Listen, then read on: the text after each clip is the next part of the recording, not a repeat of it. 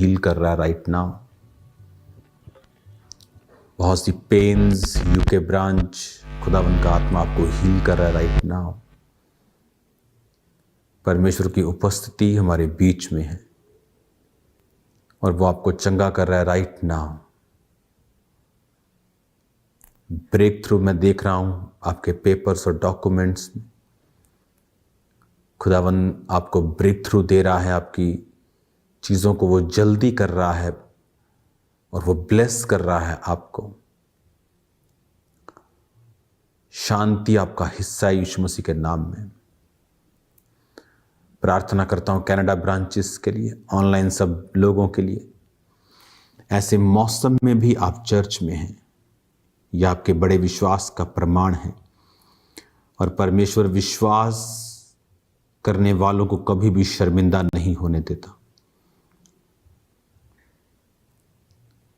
आपकी लाइफ के ऊपर फेवर आए,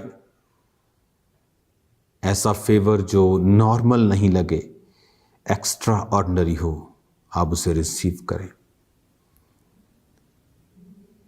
अपने हाथों को उठाओ और अपनी बाइबल को अपने हाथ में पकड़ लो और अपनी सीट को ग्रहण करो। अपनी सीट पर बैठ जाओ और खुदावंद से कहो, आज जितना वचन मैं सुन रहा हूं,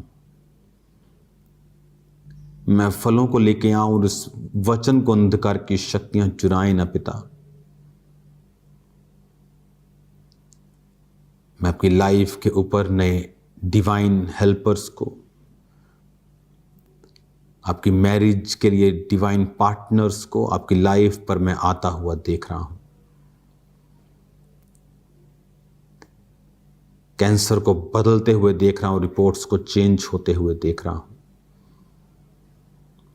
एक सिस्टर को मैं देख रहा हूं थायराइड कैंसर की तरफ आपकी रिपोर्ट्स, आपके जो डायग्नोज है वो लेके जा रहे हैं आपको कि आपको ये प्रॉब्लम है, लेकिन सब बदल जाएगा, परमेश्वर का आत्मा कह रहा है। और वो आपको हील कर रहा है और डिलीवर कर रहा है।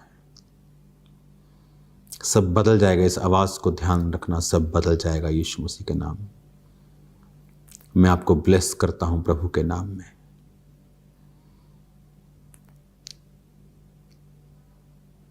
आज जो आप सुनेंगे आप सेम ना रहेंगे यीशु के नाम में। आमीन आमीन।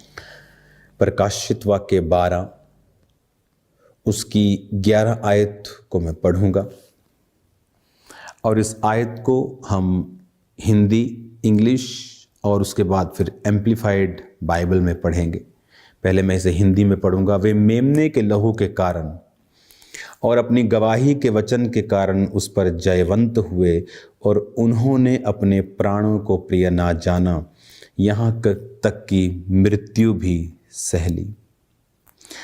एम्प्लीफाइड बाइबल में जहाँ पर इसको थोड़ा डिटेल में लिखा होता है, थोड़ा समझा के, उसे भी मैं पढ़ूंगा। And they have overcome, bracket में लिखा है conquered him by means of the blood of the Lamb and by utterance of their testimony. For they did not love and cling to life even when they faced with death. Bracket में लिखा है holding their lives cheap till they had to die for their witnessing. परमेश्वर ने कहा, testimony, बहुत से लोग ये बात नहीं समझते हैं। आप एक युद्ध में हैं, you are in the war now. आप एक युद्ध में ऑलरेडी हैं और आपको मालूम नहीं। कईयों को लगता है प्रचारक युद्ध में है। बाइबल कहती है हर एक बिलीवर, क्रिश्चियन एक युद्ध में है। पर तुम्हारा युद्ध किसी पार्टी से, किसी समाज से, किसी खास धर्म विशेष तुम्हारे विरोधियों से नहीं, बल्कि शैतान से, अंधकार की शक्तियों से है। तो अगर हमारा युद्ध आत्मिक है तो हमारे हथियार भी तलवार और तोपें और परमाणु बम नहीं होंगे, हमारे हथियार भी आत्मिक होंगे। सो बहुत से योद्धा अगर अपने हथियारों के बारे में नहीं जानते, अगर आप पुराने समयों को देखेंगे तो जो राजाओं के बच्चे होते थे उन्हें बचपन से हथियारों की शिक्षा दी जाती थी, क्योंकि आप अगर उनके विषय में शिक्षा ही आपको नहीं है तो आप उसे यूज़ कैसे करेंगे, आप उसे इस्तेमाल कैसे करेंगे। हर राजा के पास अपनी पर्सनल तलवारें होती थी, यानी युद्ध में चले कोई भी एक उठाई और चले गए, पर्सनल, उसे कस्टमाइज किया जाता था। अपने हथियारों के बारे में वो बड़े, आज भी अगर आप राजस्थान वाली साइड चले जाएं और दुनिया में जहाँ फोर्ट्स, किले हैं, आप उन किलों में अगर आप देखेंगे तो आपको अभी भी उनकी पर्सनल तलवारें मिल जाएंगी, क्योंकि वो हथियार के बल पर ही अपने किंगडम को चलाते थे। अगर हमारा किंगडम स्पिरिचुअल है, लेकिन अब प्रॉब्लम यह है कि हमारा किंगडम तो स्पिरिचुअल है, लेकिन बुरी बात यह है कि हमें उन हथियार को चलाना ही नहीं आता है।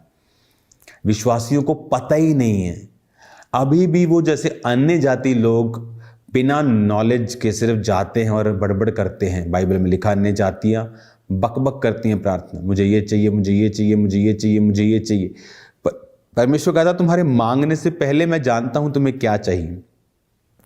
पर जब तुम प्रार्थना करो तो इस रीति से करो, हे हमारे बाप तू जो आसमान में है, तेरा नाम पाक माना जाए।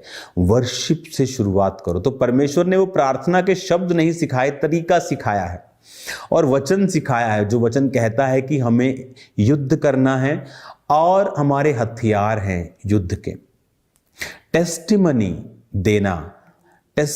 देना, गवाही देना एक हथियार है, और बहुत से क्रिश्चियन नहीं जानते। बहुत से लोग जो बहुत सालों से क्रिश्चियन हैं वो अपनी गवाही भी नहीं देते। बहुत से लोग, आप उन्हें ये पूछो अपनी जिंदगी की उन्होंने लास्ट टेस्टिमनी कब दी थी।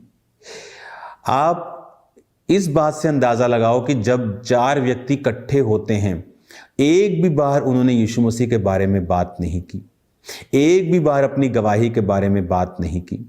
क्यों? क्योंकि वो अनजान हैं, वो धोखे में हैं, उन्हें मालूम नहीं है। टेस्टिमनी एक वेपन है। मैंने उस वेपन को यूज किया और खुदा ने मुझे फिर बड़ी गवाहियां दी। छोटी गवाहियां देने से बड़ी पैदा होती हैं, बड़ी देने से बड़ी पैदा होती हैं और बड़ी पैदा होती हैं। लेकिन आज अगर हम गवाहियां देंगे ही नहीं तो जो है फिर वो भी परमेश्वर कहता, तूने एक सिक्का लिया और उसे दबा दिया। कहता प्रभु ने एक सिक्का लेके जमीन के नीचे दबा दिया। जमीन क्या है? आपका शरीर। सिक्का क्या है? वो टैलेंट, वो गिफ्ट, वो टेस्टिमनी। आप देख रहे नहीं प्रभु, वो तो कैंसर से भी ठीक हुआ है, वो तो पैसे में भी ब्लेस है, उसकी लाइफ में तो बड़ी चर्च है, उसकी गवाही कितनी बड़ी है और मेरी तो छोटी सी है, और वो आपने नहीं दी। और परमेश्वर कहता, अब ये भी लेकर उसको दे दो जिसके पास ज़्यादा है। इसीलिए जो लोग ज़्यादा गवाहियां देते हैं वो उनकी टेस्टिमनीज आती